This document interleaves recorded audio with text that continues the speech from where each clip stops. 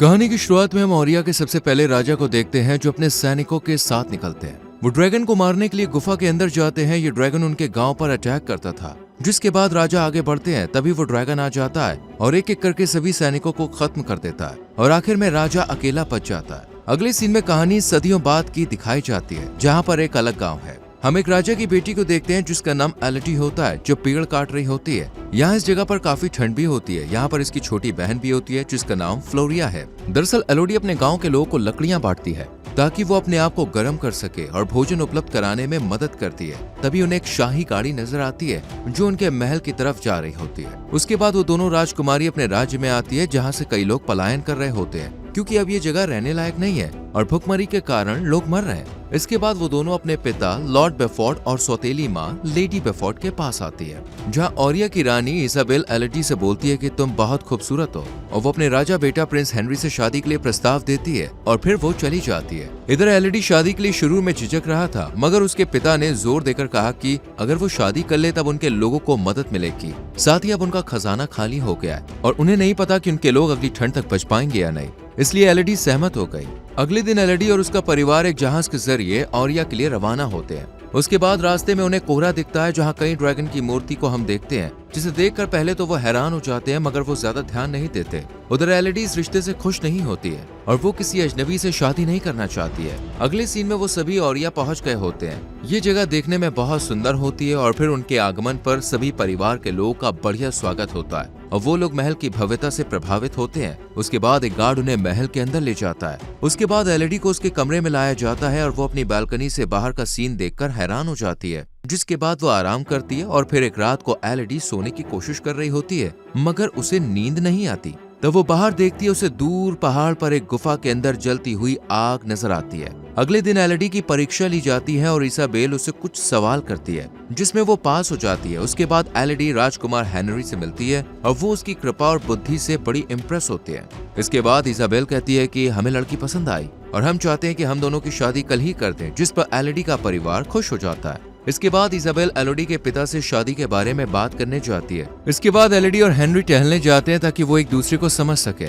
इसके बाद एलिडी कहती है कि आपको मैं पसंद नहीं आई। हेनरी जवाब में कहता है ऐसा नहीं है। उसके बाद एलिडी कहती है मुझे तो शादी जबरदस्ती करनी पड़ रही है क्योंकि हमारा राज्य गरीब है और इस समझौते से हमारे राज्य के लोग की काफी मदद होगी। उसके बाद वो दोनों घोड़े पर घूमने निकल जाते हैं और फिर पैदल चल रहे होते हैं। तब एलिडी कहती कल मैंने पहाड़ पर कुछ रोशनी देखी थी। तब हेनरी बताता है कि उस पहाड़ पर हमारी एक रस्म होती है जो बहुत जरूरी है, जिससे हम पूर्वजों को इज्जत बख्शते हैं और वो हमारी शादी के बाद भी की जाएगी। उसके बाद हेनरी कहता है उसे पूरी दुनिया घूमनी है, जिस पर एलिडी कहती है मेरा भी यही सपना है और शायद हम दोनों किसी दिन एक साथ ऐसा ही करें। अगले सीन में एलिडी की सौतेली माँ इजाबेल से बोलती है कि हमें एक दूसरे से बात करके एक दूसरे को जानना चाहिए, आखिर हम समधी बनने वाले हैं। तब इजाबेल कहती है तुमको ऐसा ख्वाब नहीं देखना चाहिए, तुम एक छोटे घर की हो, तुम्हें बड़े लोगों से बात नहीं करनी चाहिए। वैसे भी ये शादी बस एक समझौता है, तुम्हें पैसा चाहिए और मुझे एक दुल्हन। और फिर इजाबेल वहां से चली जाती है, जिससे एलिडी की सौतेली माँ को इस शादी और उनके परिवार के बारे में बुरा एहसास होता है। जिसके बाद वो एलिडी के पिता से बात करती है मगर उधर बात बनती नहीं है।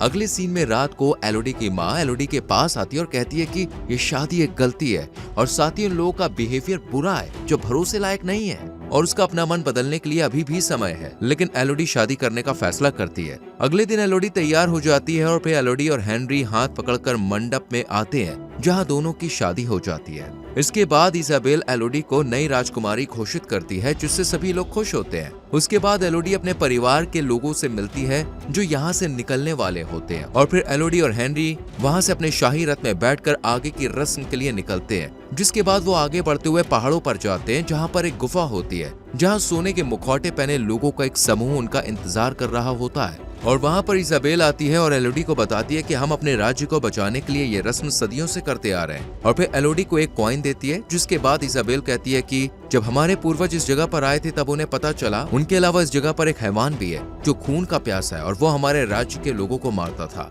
और जब हमारे राजा इस हैवान से लड़ने इस गुफा के अंदर गए थे तब वो उससे हार गए थे, जिसमें राजा ने उस हैवान से डील की थी, जिसमें राजा ने अपनी 3 बेटियों के बदले में आजादी दी गई थी, जिससे अब वो लोगों को नहीं मारता और इस तरह शांति के लिए महिलाओं की बलि देने की प्रथा शुरू हुई। और फिर एलिडी को कॉइन नीचे फेंकने को कहती है। उसके बाद इजाबेल ने एलिडी और हेनरी दोनों की हथेलियां काट दी और उन्होंने हाथ मिला दिए, जिसके कारण उनका खून भी शाही हो गया। फिर हेनरी एलोडी को गोद में उठाकर ले जाता है, जिससे वो काफी खुश होती है और फिर हेनरी उसे पुल के नीचे खाई में फेंक देता है, जिसके कारण एलोडी काफी नीचे गिर जाती है और बेहोश हो जाती है। उसके कुछ देर के बाद एलोडी को होश आता है और वो मदद के लिए चिल्लाती है, जिससे ड्रैगन जाग जाता है। उसके बाद एलोडी वहां से आगे बढ़ने का ट्राई करती है, मगर उसे पता नहीं होता कि आगे वो कहाँ जाए। वहां पर उसे कई मरी हुई राजकुमारियों के सामान मिलते हैं। उसके बाद एलोडी को आगे आग जलती हुई नजर आती है, जहां उसे कई जलते हुए पंछी नजर आते हैं जो जलकर उधर ही मर जाते हैं। और ये सब देखकर एलोडी बहुत ज्यादा दुखी होती है। तभी हैवान यानी कि ड्रैगन वहां पर आ जाता है, जो दिखने में बहुत बड़ा और डरावना था, जिसे देखकर एलोडी डर जाती है और जाकर छुप जाती है। जिसके बाद ड्रैगन उससे उसका नाम पूछता है। वो अपना नाम एलोडी बताती है। एलोडी पूछती कि तुम क्या चाहते हो। ड्रैगन कहता है कि मुझसे किया गया वादा पूरा करो और अब तुम्हें मरना होगा और अब तुमसे शाही खून की स्मेल आ रही है। जिसके बाद एलोडी वहां से भागती है, मगर ड्रैगन उसका पीछा करते हुए गुफा में आग फूंक देता है, जिसके कारण एलोडी का पैर जल जाता है और फिर वो खुद को छुपाकर अपनी जान बचाती है। उसका पांव गरम लावा से जल गया होता है, इसलिए वो दर्द से करहा रही होती है और फिर एलोडी अपने घाव की देखभाल करती है।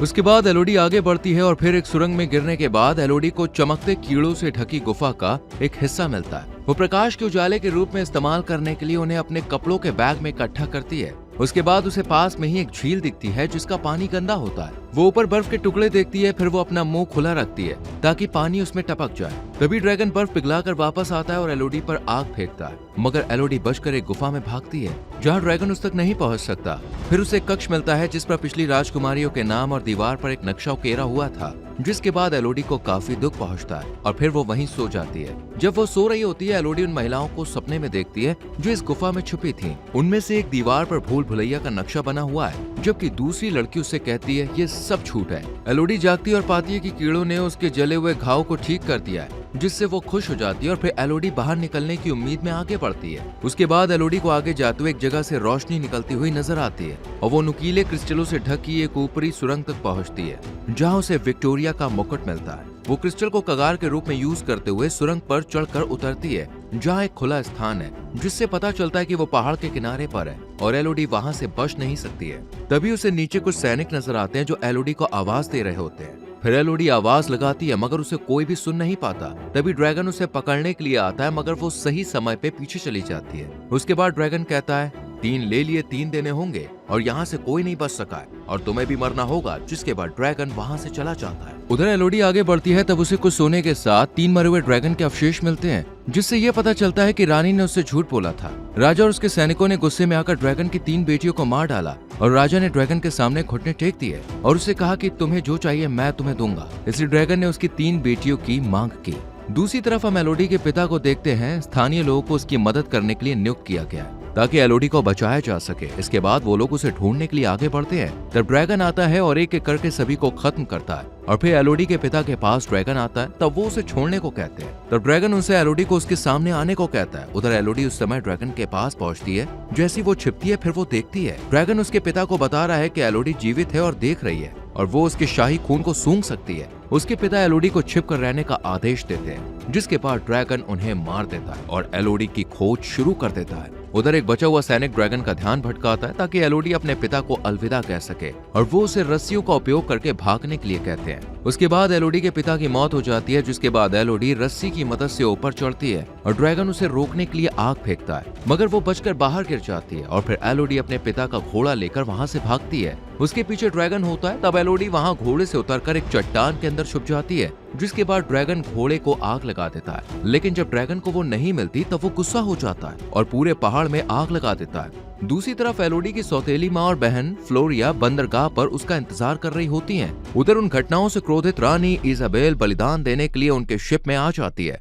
और फ्लोरिया को पकड़ लेती है। साथ ही उसकी माँ को सैनिक चाकू मारते हैं। अगली सुबह जब एलोडी बाहर आती है, तब उसकी सौतेली माँ उसके पास आती है। उसने बताया कि वो फ्लोरिया को ले गए और वो उसका बलिदान देंगे। तब एलोडी कहती कि मैं जिंदा रहते हुए उसे कुछ भी नहीं होने दूंगी।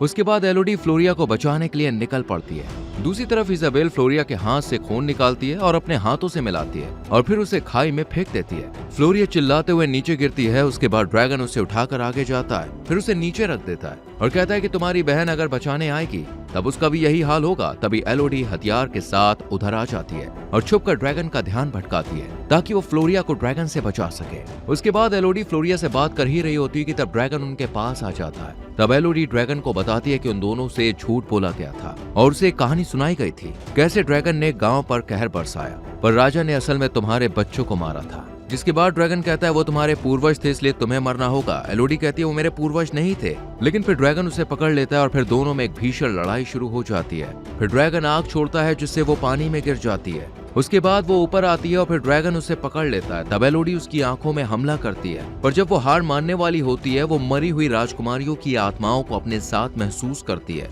और फिर वो ड्रैगन को उस पर आग लगाने के लिए उकसाती है। ड्रैगन ऐसा ही करता है, लेकिन वो दीवार से उछल जाती है जिसके कारण ड्रैगन खुद को जला लेता है और फिर ड्रैगन जलकर मरने लगता है और दर्द के मारे तड़पता है। तब एलोडी उसे अपने हाथ की चोट दिखाती है और कहती है कि उन्होंने ऐसे ही सभी लड़कियों का हाथ काटकर शाही खून मिलाया और तुम्हारे पास मरने के लिए भेज दिया था और तुमने भी वही किया, दूसरे राजा की बेटियों को मारा। जिसके बाद ड्रैगन फिर उसे खत्म करने के लिए कहता है, लेकिन एलोडी ड्रैगन की जलन को ठीक करने के लिए चमकदार कीड़े लाती है और उसके घाव पर लगा देती है जिससे ड्रैगन ठीक होने लगता है। अगले सीन में एलोडी महल में वापस आती है जहाँ बलिदान देने के बाद हेनरी की शादी तीसरी और अंतिम राजकुमारी से की जा रही थी। वो सभी एलोडी को देखकर हैरान होते हैं। उसके बाद वो राजकुमारी को भाग जाने के लिए कहती है क्योंकि यहाँ सब कुछ अब खत्म होने वाला है। उसके बाद वो राजकुमारी अपने परिवार के साथ वहाँ से चली जाती है, जिससे इजाबेल गुस्सा हो जाती है और कहती है कि तुम ड्रैगन से बच गई तो ये मत समझो कि तुम हमसे भी बच जाओगी।